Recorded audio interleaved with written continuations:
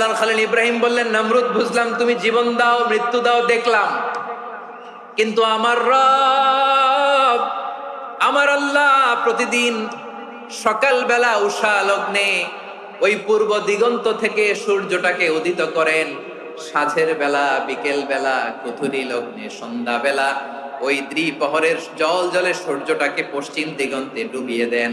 মানে সকালবেলা পূর্ব দিক থেকে উদিত করা সূর্যটাকে পশ্চিম দিকে বিকেলে তিনি ডুবিয়ে দেন। তুমি যদি পারো ওই সূর্যটাকে পশ্চিম দিক থেকে উদিত করে পূর্ব দিকে ডুবিয়ে দাও। সুবহানাল্লাহ পড়বেন না? দেখেন, ইনস্ট্যান্ট ইন্টেলেক্ট, মুহূর্তে বিচক্ষণতা, উইজডম কাকে বলে। যখন আল্লাহর ইবাদত শুরু করলো, এই কথা ছড়ায় পড়লো চারদিকে। নমরুদ সাইয়েদনা ইব্রাহিমকে ডেকে পাঠালেন। নমরুদ বলে, ইব্রাহিম তুমি নাকি মূর্তির পূজা না করে কোন নতুন রবের ইবাদত করো, কে তোমার রব? সাইয়েদনা ইব্রাহিম বললেন, রব্বি আল্লাযী ইউহয়ী ওয়া ইউমীত, আমি এমন রবের ইবাদত করি যিনি জীবন দেন, যিনি মৃত্যু দেন। নমরুদ বলে, তাই নাকি? তোমার রব জীবন দেয় মৃত্যু দেয়, আর এটা তো আমি দেই, আমিও তো জীবন দেই আমিও তো মৃত্যু দেই।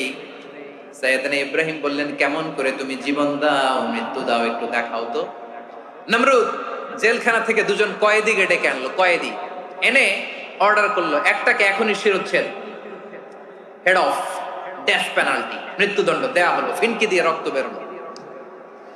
নমরুদ বলে, দেখো দুজনকে ধরে আনলাম, একজন কয়েদিকে দিলাম ডেথ পেনাল্টি, মৃত্যুদণ্ড, ওরে মৃত্যু দিলাম।